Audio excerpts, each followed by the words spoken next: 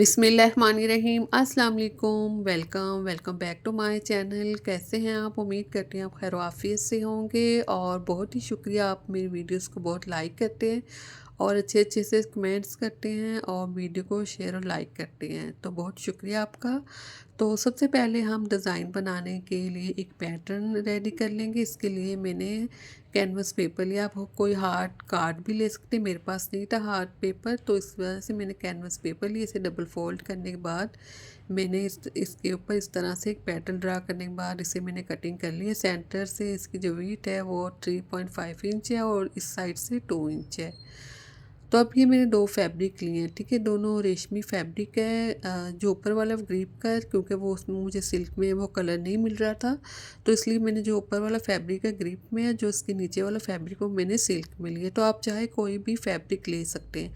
अब जो हमने पैटर्न कटिंग किया था उसे मैंने कैनवस पेपर के ऊपर इस तरह से रखते हुए ड्रा कर लिया और जितने भी कट वर्क की ज़रूरत है उसी के मुताबिक मैंने ड्रा करते हुए इन्हें कटिंग कर लिया। फिर फैब्रिक के ऊपर पेस्ट करने के बाद मैंने किनारे के साथ साथ स्टिच कर लिया है। अब ये मेरे पास स्लीव का फैब्रिक है, डबल फोल्ड किया है और ये सीधी साइड है। तो इस तरह से मैं स्लीव की बॉटम वाली साइड से नीचे से 1 इंच के मार्जिन से फैब्रिक को छोटे में इस तरह से मैंने निशान लगा ली बिल्कुल सेंटर में। तो अब जहाँ मैंने निशान लगाया वहाँ पर इस तरह से मैं इस कट वर्क को रखूँगी और ये मैं जो स्लीव का फैब्रिक है सीधी साइड पे रखते हुए इस तरह से मैं इसे पिन अप कर लूँगी। टोटल अब जो बॉटम वाली साइड से इसकी लेंथ है वो सारे चेंज भी रख सकते हैं, 6.25 भी रखते हैं, जो मेरी ये 6.25 है। तो इस तरह से सेंटर में रखते हुए हम इसे आउटलाइन के साथ साथ इसी कट वर्क की आउटलाइन पैटर्न के साथ साथ इसे स्टिच कर लेंगे कंप्लीट। तो यहाँ तक मैंने इसे स्टिच कर लिया। अगर आप नहीं तो मेरे चैनल को प्लीज़ ज़रूर सब्सक्राइब कीजिएगा, वीडियो को भी ज़रूर लाइक और शेयर कीजिए, कमेंट्स में बताइएगा आपको ये डिज़ाइन कैसा लगा।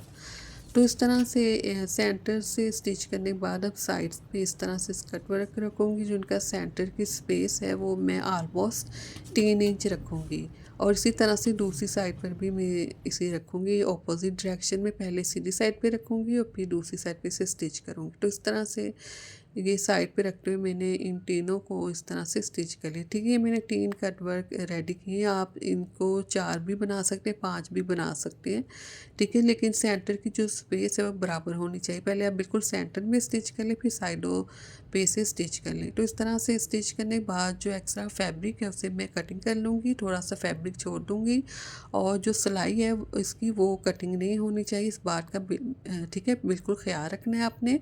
और फिर कट्स लगाने के बाद सीधी साइड पे इसे टर्न करूँगी और इस तरह से मैंने इसे प्रेस कर लिया। प्रेस करने के बाद इसकी बैक साइड के जो किनारा है उसे मैं, ठीक है, तरपाई कर लूँगी, हेमिंग करूँगी सुई की मदद से। अब ये मैंने एक स्ट्रिप्स कटिंग की, इसकी बैक साइड पे मैंने पेपर पेस्टिंग, ठीक है, पेस्ट कर रही थी। इसकी जो वेट है 1.5 इंच, लेंथ में ये काफ़ी ज़्यादा है।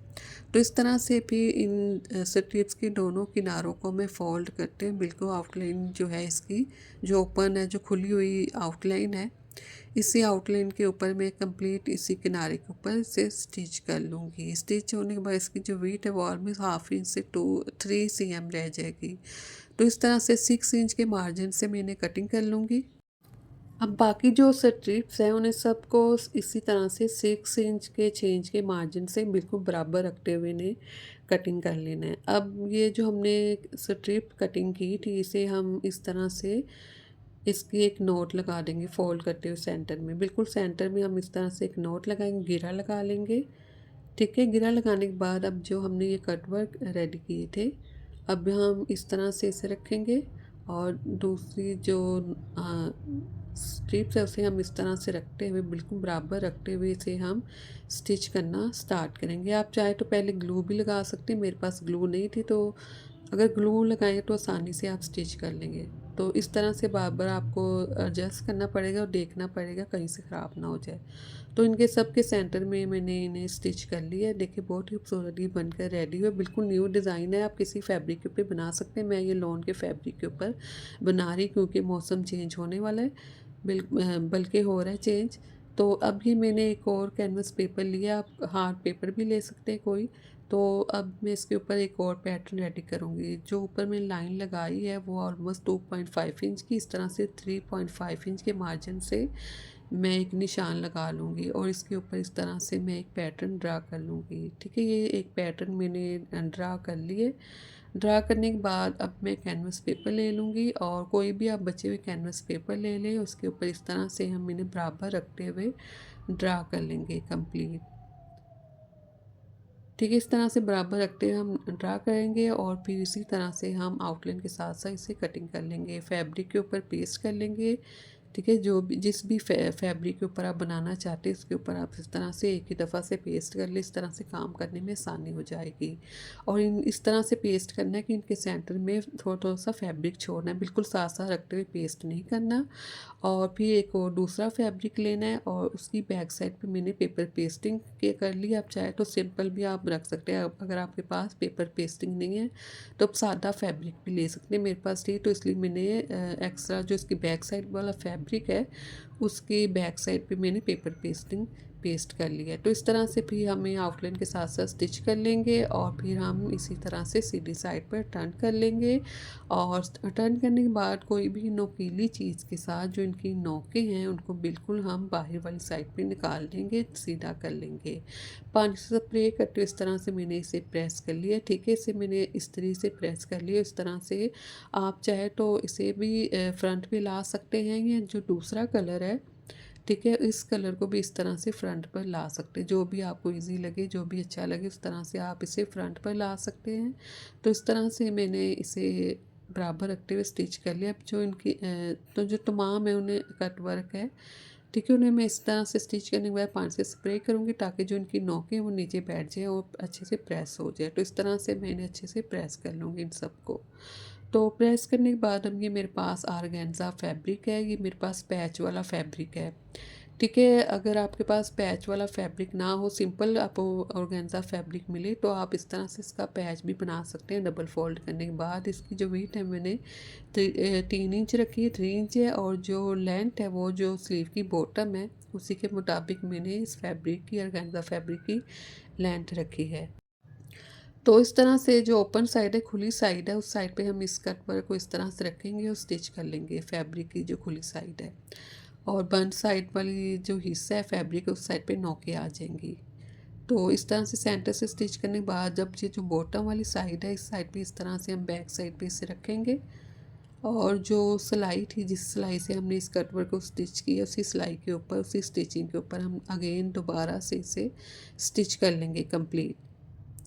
ठीक है, यहाँ तक बिल्कुल कंप्लीट स्टिच करने के बाद अब जो इसका जो किनारा है उसे हम सेव करेंगे। तो ये मेरे पास है पाइपिंग, आप कोई भी फैब्रिक ले सकते हैं। मेरे पास पाइपिंग थी तो मैं पाइपिंग को इस तरह से रखूँगी, उसी सिलाई के ऊपर इसकी पाइपिंग के आउटलाइन को रखूँगी और उसी सिलाई के ऊपर रखते हुए इसे भी, इस पाइपिंग को भी इसी तरह से मैं किनारे के ऊपर रखते हुए कंप्लीट स्टिच कर लूँगी। तो इस तरह से स्टिच करने के बाद फिर मैं जो पाइपिंग है इसे बैक साइड पे टर्न कर लूँगी और फिर मैं इसे डबल स्टिच कर लूँगी और जो कट वर्क है वो बाहर वाली साइड पे निकल आएगा। ठीक है, यहाँ तक बिल्कुल कंप्लीट स्टिच करने के बाद अब मैं इसे सीधी साइड पे टर्न करूँगी और अगेन इसे दोबारा से मैं, ठीक है, प्रेस कर लूँगी। तो यहाँ तक ये बनकर रेडी हो चुके हैं। और इसे मैंने इस तरह से बाई वाली साइड पे टर्न कर लिया और पाइपिंग को भी इसी तरह से सेम इसी तरह से बैक साइड से स्टिच कर लेंगे। अब ये मेरे पास बहुत ही खूबसूरत सी फैंसी लेस है। ठीक है, आप कोई भी लेस ले सकते हैं। तो इसे मैं इस तरह से इसके ऊपर रखूँगी, किनारे के ऊपर, उसे भी बिल्कुल किनारे के ऊपर रखते हुए डबल स्टिच करना है इसे। तो इस तरह से मैंने ये जो डिज़ाइन है वो शर्ट के दामन और स्लीव पर रेडी कर ली है। बहुत ही खूबसूरत ये बनकर रेडी हुआ है, बहुत ही डिफरेंट डिज़ाइन है। आप ज़रूर ट्राई कीजिएगा। चैनल को भी प्लीज़ ज़रूर लाइक और शेयर और सब्सक्राइब कीजिएगा। जहाँ भी रहें अपना ख्याल रखें, दुआ में याद रखें। अल्लाह हाफिज़।